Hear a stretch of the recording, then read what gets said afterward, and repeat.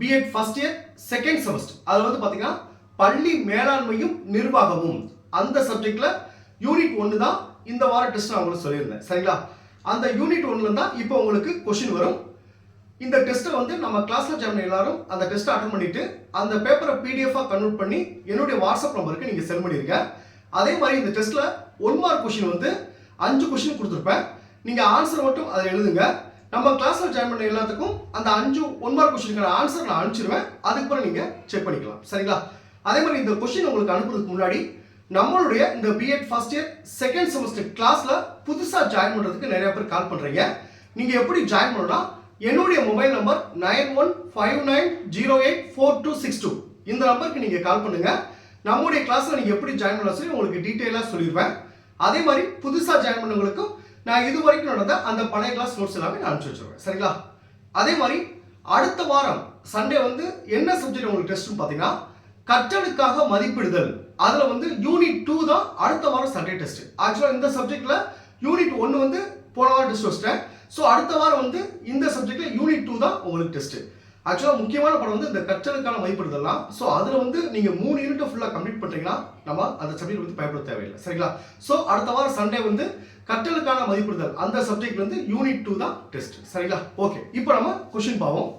இப்போ பாருங்க, school management and administration பள்ளி மேலாண்மையும் நிர்வாகமும் மாடல் டெஸ்ட் 1.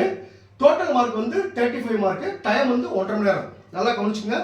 இப்போ போன டெஸ்ட்ல ஒரு நம்ம கிளாஸ் ஜாயின் எல்லாத்துக்கும் மோஸ்ட்லி கொஞ்சம் அட்டன் பண்ணீங்க, கொஞ்சம் பேர் அட்டன் பண்ணாமல் இருக்கீங்க. உங்களுக்கு டைம் கிடைக்கிறப்ப இதை படிச்சுட்டு நீங்க ப்ராக்டிஸ் பண்ணினா தான் உங்களுக்கு எக்ஸாமுக்கு ஈஸியா இருக்கும். சரிங்களா? ஓகே, ஃபர்ஸ்ட் வந்து 5 மார்க் கொஸ்டின், 5 கொஸ்டின் ஆன்சர் மட்டும் கணிப்பீங்க. ஃபர்ஸ்ட் கொஸ்டின் பாருங்க, மற்றவர்களை வழிநடத்தும் செயல்முறையை சில குறிக்கோள்களை நிறைவேற்றுவது. நல்லா புரிஞ்சுக்க.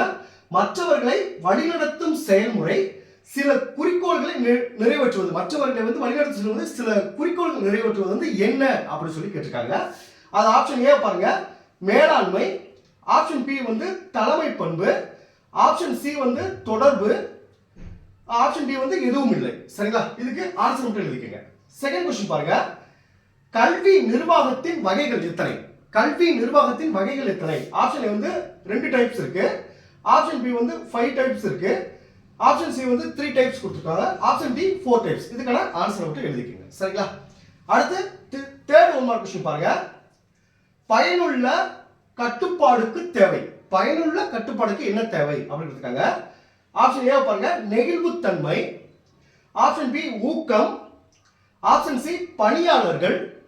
ஆப்ஷன் சி ஏற்பாடு செய்தல். இது எது வந்து பயனுள்ள கட்டுப்பாடுக்கு தேவை அப்படின்னு பாருங்க. சரிங்களா? அடுத்து 4வது கொஸ்டின் பாருங்க, பள்ளி நிர்வாகத்தின் முக்கிய நோக்கம் என்ன? பள்ளி நிர்வாகத்துடைய முக்கிய நோக்கம் என்ன அப்படின்னு கேட்டிருக்காங்க. இதுல ஆப்ஷன் ஏ பாருங்க, மாணவர்களுக்கு அதிக மதிப்பெண்களை பெற உதவுதல். ஆப்ஷன் பி பாருங்க, ஆசிரியர்களுக்கு அதிக சம்பளம் வழங்குதல். ஆப்ஷன் சி பாருங்க, பள்ளியின் சீரான செயல்பாட்டையும் மாணவர்களின் முழுமையான வளர்ச்சியையும் உறுதி செய்தல். ஆப்ஷன் டி பாருங்க, பள்ளியை பிரபலப்படுத்துதல். இதுல எது முக்கியம் அப்படின்னு சொல்லி கேட்டிருக்காங்க. சரிங்களா? அடுத்து 5th கொஸ்டின் பாருங்க, பள்ளி மேம்பாட்டு திட்டத்தின் முக்கிய அம்சம் என்ன? பள்ளியோட மேம்பாட்டு திட்டத்தோட முக்கிய அம்சம் என்ன கேட்டிருக்காங்க. ஆப்ஷன் ஏ புதிய கட்டிடங்கள் கட்டுதல். ஆப்ஷன் பி ஆசிரியர்களுக்கு பயிற்சி அளித்தல். ஆப்ஷன் சி பள்ளியின் தற்போது நிலையை மதிப்பிட்டு எதிர்கால இலக்குகளை நிர்ணயித்தல். ஆப்ஷன் டி மாணவர்களுக்கு சீருடை வழங்குதல். இதுல இருந்து சரியான ஆன்சர் பார்த்துக்கங்க. சரிங்களா? இந்த 5 1 மார்க் கொஸ்டினுக்கு ஆன்சர் மட்டும் எழுதுங்க. இதுக்கான சரியான ஆன்சர் வந்து நம்ம கிளாஸ் டைம் எல்லாத்துக்கும் நான் அனுப்பிச்சிடுவேன். அடுத்து பார்ட் டி பாருங்க, 5 மார்க் கொஸ்டின். மொத்தம் 3 கொஸ்டின் கொடுத்திருப்பேன். நீங்க 2 எழுதுனா போதும். ஃபர்ஸ்ட் கொஸ்டின் பாருங்க, மேலாண்மை குறிக்கோள்களை குறிப்பிடுக. மேலாண்மையின் குறிக்கோள்களை குறிப்பிடுக. செகண்ட் கொஸ்டின் பாருங்க, மேலாண்மையின் பண்புகளை பட்டியலிடுக. மேலாண்மையின் பண்புகளை பட்டியலிடுக. 8th கொஸ்டின் பாருங்க, கல்வி மேலாண்மையின் கருத்தை எழுதுக. இந்த 3ல ஏதாவது 2 மட்டும் எழுதுங்க. சரிங்களா? அடுத்து பார்ட் சி பாருங்க, 3 10 மார்க் கொஸ்டின் கொடுத்திருப்பேன். நீங்க 2 10 மார்க் கொஸ்டின் மட்டும் அட்டன் பண்ணா போதும். ஒரு சாய்ஸ் இருக்கு. ஃபர்ஸ்ட் கொஸ்டின் பாருங்க, 9th கொஸ்டின் பாருங்க, பள்ளி மேலாண்மை என்றால் என்ன? அதன் கூறுகளை விவாதிக்க. கல்வி மேலாண்மை என்றால் என்ன? அதன் கூறுகளை விவாதிக்கவும். 10th கொஸ்டின் பாருங்க, கல்வி மேலாண்மையில் மனிதவள மேலாண்மை பொருள்சார் வள மேலாண்மை மற்றும் நிதி வள மேலாண்மை ஆகியவை குறித்து விவாதிக்க. இந்த மூணு உங்களுக்கு தனித்தனியாக கொடுத்துருப்பேன். இந்த மூணு சேர்ந்து உங்களுக்கு கொஸ்டினாக கொடுத்துருக்கேன். அதாவது கல்வி மேலாண்மையில் மனிதவள மேலாண்மை, பொருள்சார் வள மேலாண்மை மற்றும் நிதி மேலாண்மை ஆகியவை குறித்து விவாதிக்கவும் அப்படின்னு கொடுத்துருக்கேன். அடுத்து லாஸ்ட் கொஸ்டின் பாருங்க. பள்ளி மேலாண்மை என்றால் என்ன? பள்ளி மேலாண்மையின் பரப்பளவை குறித்து சுருக்கமாக விளக்கவும். பள்ளி மேலாண்மை என்றால் என்ன? பள்ளி மேலாண்மை பரப்பளவை குறித்து சுருக்கமாக விளக்கவும். சரிங்களா? இந்த டெஸ்ட் எல்லாம் அட்டன் பண்ணிட்டு நான் சொல்ற மாதிரி மோஸ்ட்லி அட்டன் பண்ணி ப்ராக்டிஸ் பண்ணிக்க உங்களுக்கு நல்லது. சரிங்களா? நம்ம கிளாஸ் டைம் அட்டன் பண்ணிட்டு என்னோட வாட்ஸ்அப் நம்பருக்கு நீங்க PDF அதை அனுப்பிச்சிருங்க. Okay, thank you students. அடுத்த கிளாஸ்ல பார்ப்போம்.